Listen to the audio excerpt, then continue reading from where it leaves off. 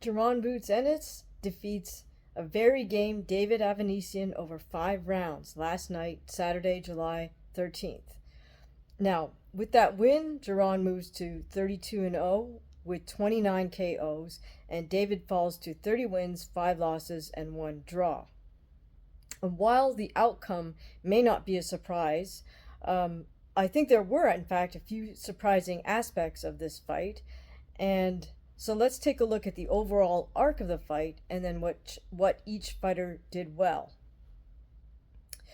So the first round starts out, and right off the bat, Jaron does target David straight down the center line with jabs to the body, jabs to the head. And David also predictably starts out with that double high guard and then tries to counter off Jaron's punches once Jaron is finished. But due to his height and reach disadvantage, David falls short with those counter punches.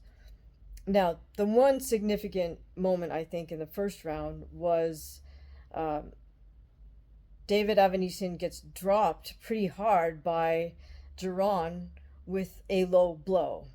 Now, it was absolutely a blatant low blow. The question is, was it intentional or not? And the only person who knows the answer to that is Jaron and maybe his dad. But this is how that happened. So, and it's not shown on the highlight reel, of course.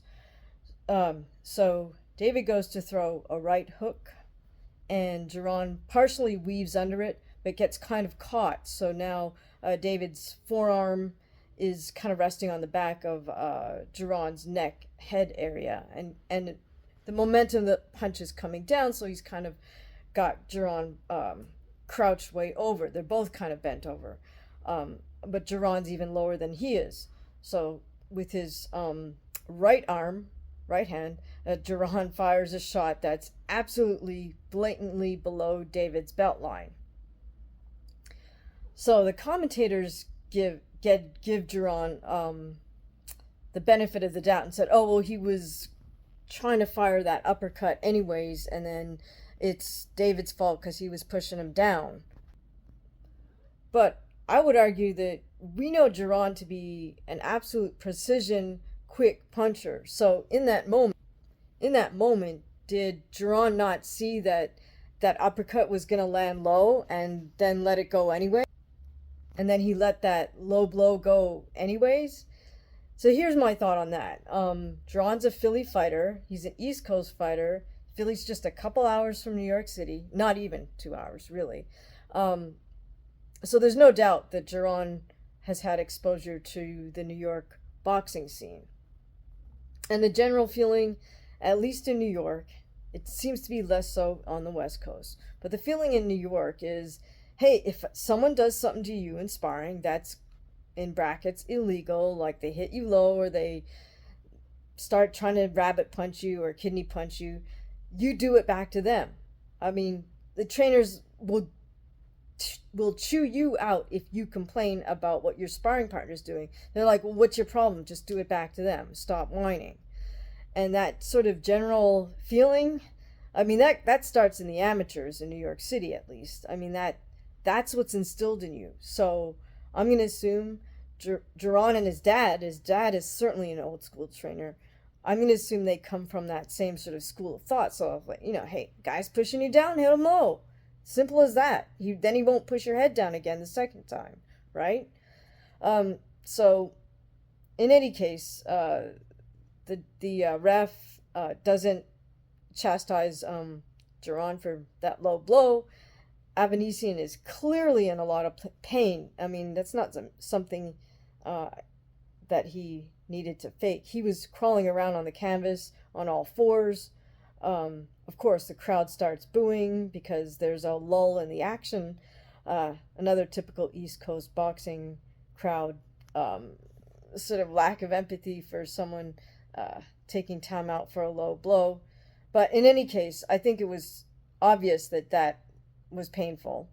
And so after David regroups, he gets up and they finish the round.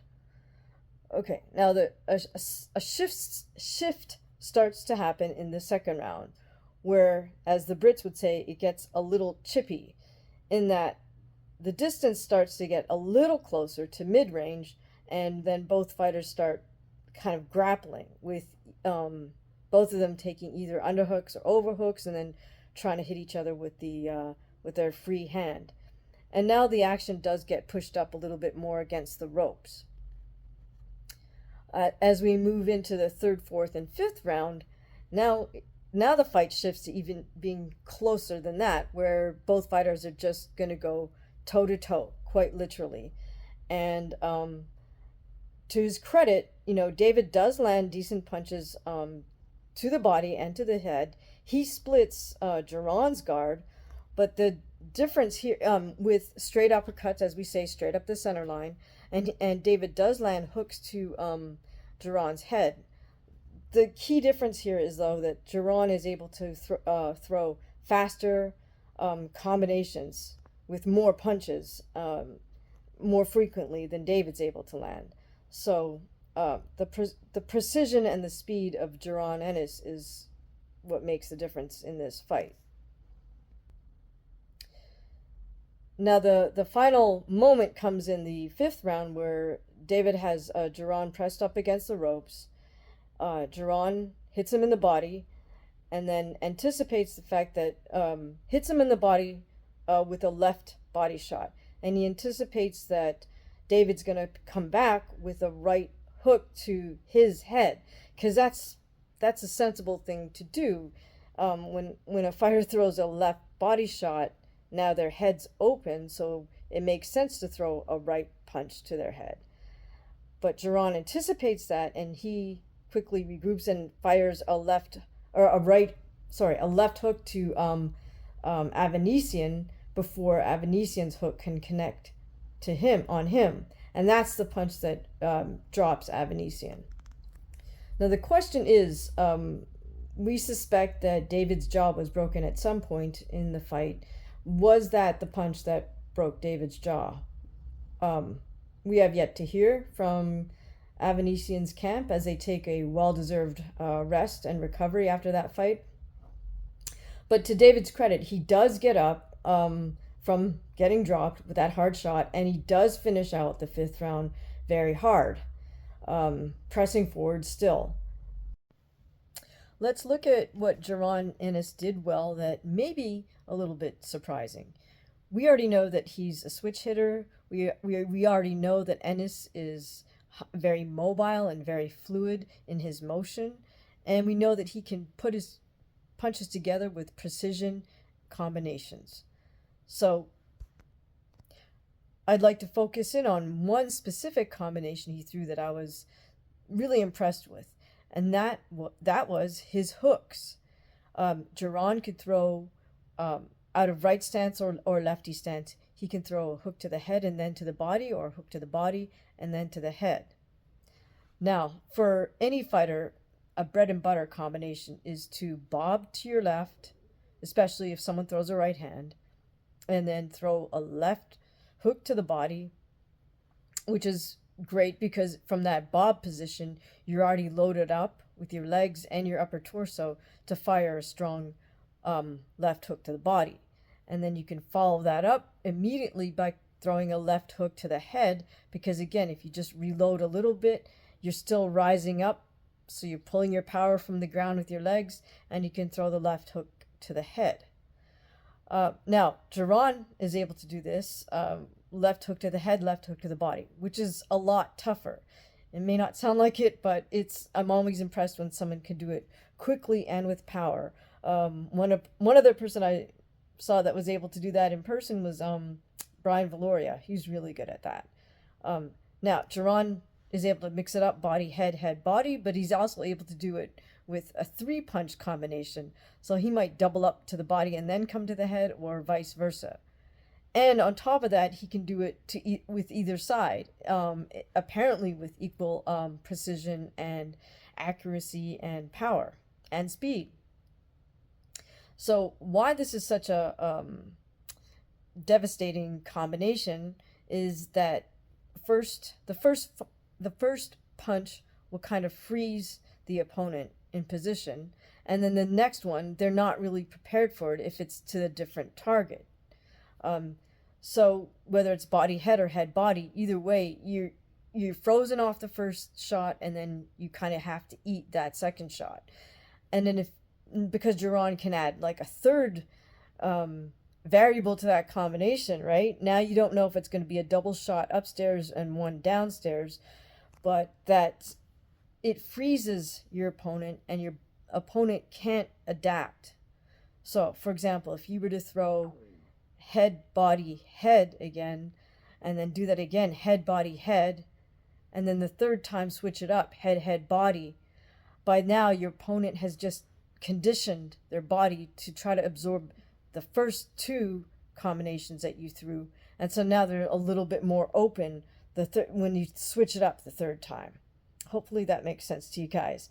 But when you're faced with a rapid fire puncher like that, it's not even a mental adaptation where you consciously say to yourself, oh, he's going to go 2 times to my head and then to the body. Your body just adapts to that combination. So it's a really great way that Jaron can set his opponents up by throwing those combinations. They just don't know what pattern he's going to set and what pattern he's going to break. The second thing we learned about Jaron Ennis in this fight is that he is willing to fight toe-to-toe, as they did for the majority of this fight. Really, after the first round, rounds 2 through 5 were fought at closer range. Now, what I liked about what Jaron did on the inside was he did vary his guard.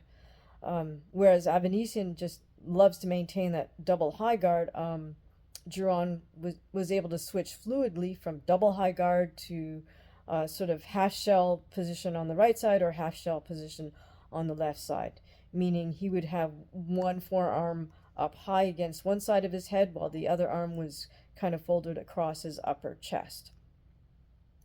And so this is I mean, good because he can shift his torso and set up punches to either side, because he's able to maintain a variety of guards.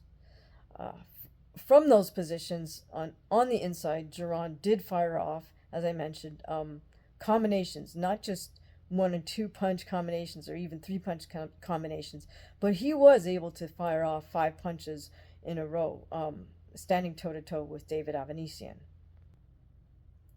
Now, not to take away from what Jaron showed us, but is he a master at inside fighting? No, he's absolutely not a master at inside fighting.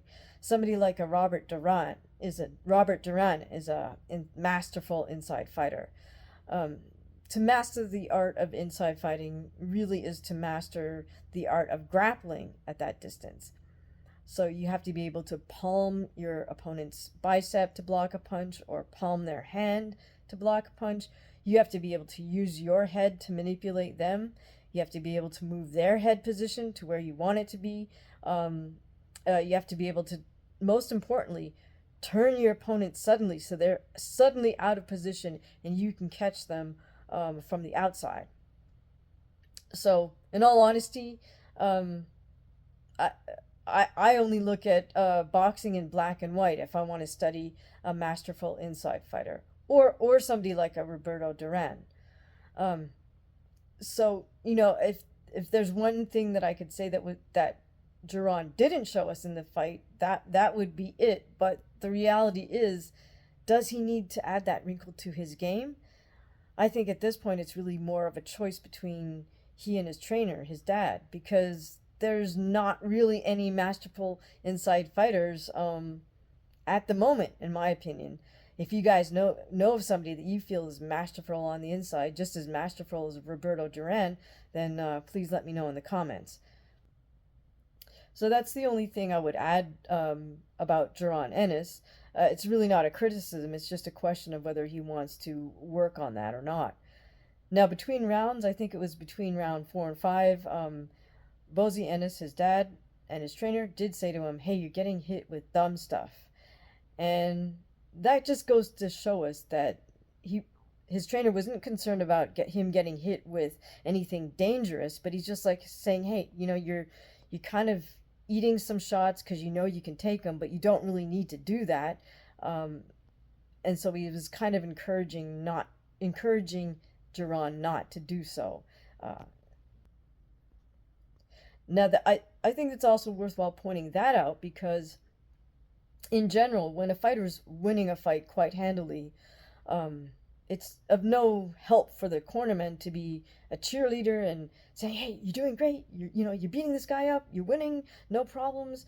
Uh, they should know that, right? The fighter should already know that they're winning handily. Um, but what Bozy was doing was he was pushing his son to expand just a little bit. He was keeping Jaron in what we call the zone of proximal development. That's where that phrase, the zone, came from. Not the zone, but people talking about being in the zone. If you're in the zone of proximal development, that's a teacher talk term. That means you are right at the level of your capability and you're about to stretch just marginally beyond that, but not so far like your teacher or your coach is not asking you to do something that's beyond your zone of proximal development, meaning something that's a little bit too difficult for you right now. They're asking you to reach just past the level where we know you're capable of, and that's exactly what I think Bozy Ennis was asking of his son. He's like, hey, you're good. Let's just don't get hit with dumb stuff. So there's that's the moment really when a fighter can learn during a fight, is to see, oh, okay, I'm good right here. Here's this next little wrinkle I could add, or here's this next little thing I could avoid. And that's really the learning moment in the fight. So it goes to show us, like, really, David Avanesyan was the perfect foil in many ways for Jaron Ennis to kind of learn and maybe take his game to slightly the next level. So let's take a look at what David Avanesyan did well. And we knew going into this fight that he could switch stance, as he did with Terence Crawford. But I thought he was going to do this stance switching as he was throwing the punch, which is what he did with Terence Crawford, because firstly that closes the distance, and Avanesyan's at the height and reach disadvantage, so he does need to close distance. So stepping into the opposite stance and throwing the punch closes the distance, and it also adds a little more power on that punch. But to his credit, what David did was he just switched on the outside flawlessly, and he did it to mirror Ennis's stance switching. So what that does is it creates less distance for Avanesyan to have to close. So imagine that both fighters are either in righty-righty stance or lefty-lefty stance. That means they're closer than they would be if they were both in what MMA fighters call an open stance, meaning they're in opposite stance. If they're in opposite stance, then both fighters reverse punch, meaning their rear hand is farther away. And for Avanesyan, he kind of relies on that overhand rear punch because, again, he's typically the shorter fighter and got a shorter reach. So an overhand punch is really a bread and butter punch for him, whether he's fighting out of righty or lefty stance. So it's to his advantage to be in the same stance as his opponent, and to his credit, he did that really fluidly with Jaron Ennis. He didn't punch his way into the stance, he just did it footwork-wise. So props to him. I didn't see necessarily that stance switch coming from him in that manner. The second thing that I'd like to give David credit for was once he was on the inside, he did split Jaron's guard with his nice straight uppercuts, as we say, straight up the center line, right to Jaron's chin. And he was able to catch Jaron with short hooks on the inside as well. So,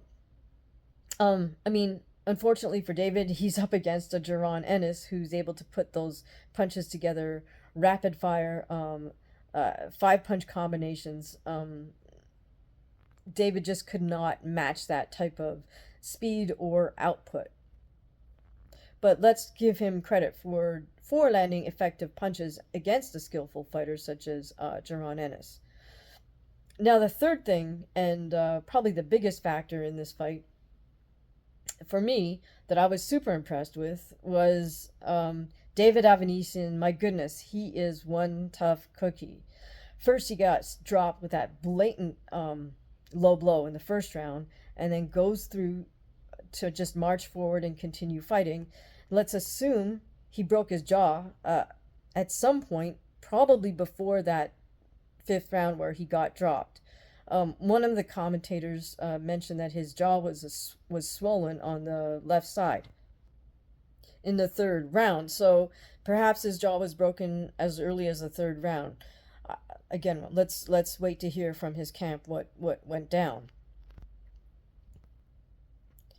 Regardless, there was not one bit of complaining from David, or he never even gave way that he was in serious pain at any point during the fight.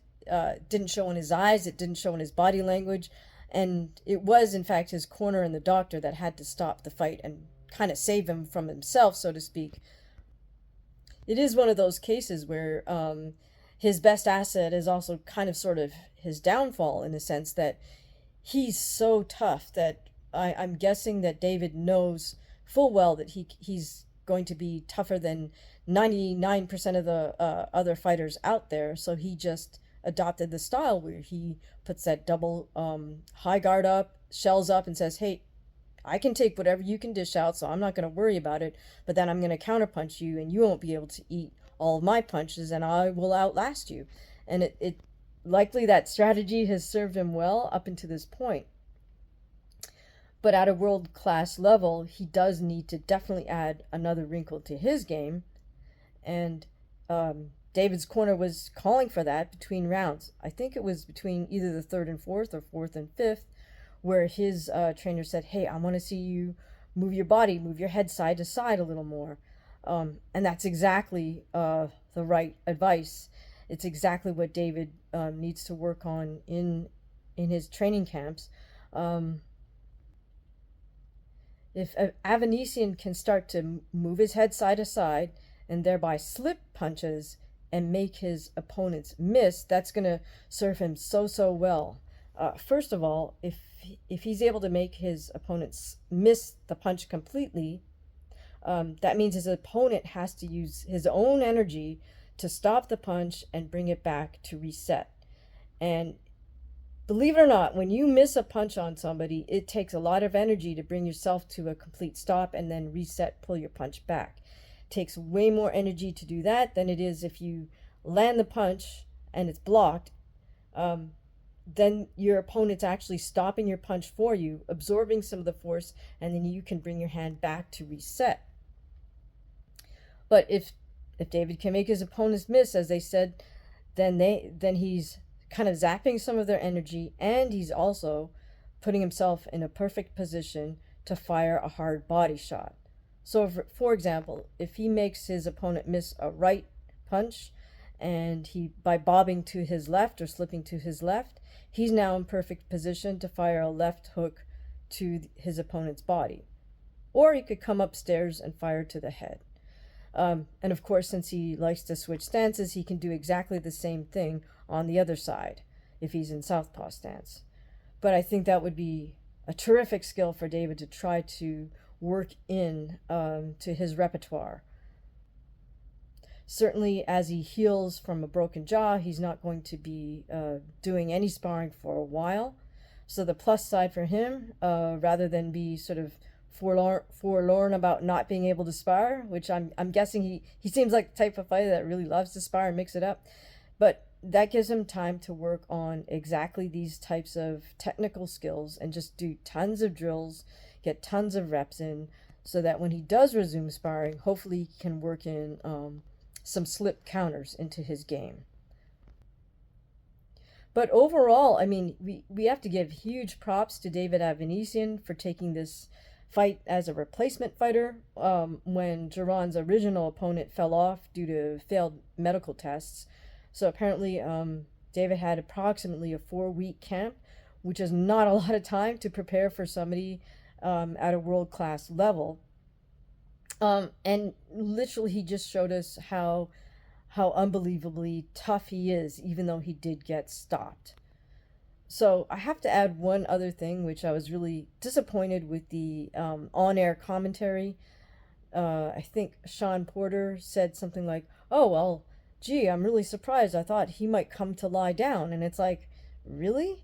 Did you even watch his fight versus Terrence Crawford? I mean, there's no sign of indication that David Avanesyan is like someone who's going to come to lie down and collect a check. So, Sean, where in the heck did you get that from, and why didn't you watch the Terrence Crawford fight?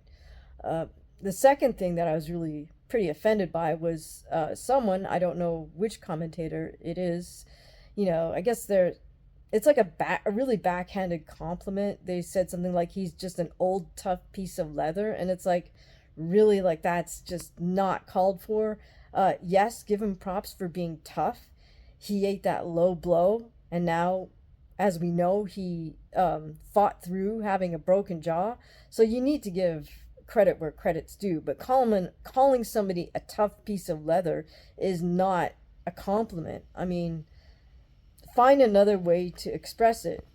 But I guess what's really annoying or upsetting to me is just,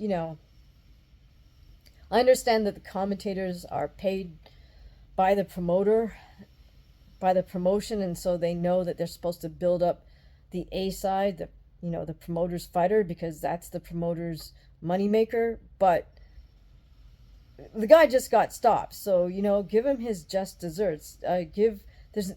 Doesn't cost anything to sing David Avanesyan's praise for what he did well. And I really wish, the guys on the desk would stop being so blatantly one-sided in favor of the A-side fighter. It doesn't really add to the fight. Number one, it certainly doesn't educate the general public. If you are being paid to commentate, that means you have a pair of eyes and supposedly some boxing and fight knowledge. So educate the general public on what both sides are doing well and what they're both need to work on. That's your job. So I'll stop my rant about the commentators, but I'm really interested in hearing from you guys how you thought that fight went, who you'd like to see Jaron fight next. I know Terrence Crawford has sort of poo-pooed him. But Jaron and his dad said, hey, they want to clean up the 147-pound division first and then think about 154. What do you think is next for David Avanesyan after his jaw heals? Who would you like to see him fight next? As always, if you enjoyed this fight breakdown and you'd like to show some love, you're welcome to head over to buymeacoffee.com/HamaguchiFight, or you're welcome to scroll over to the right and leave a super thanks. And if you enjoy intelligent discourse on boxing and MMA and the fight game in general, and you would like to have early access to all the content, please feel free to join our membership area for $3 a month. You can click the join button above or the link in this description below. Okay, I look forward to reading all your comments. Thanks for listening.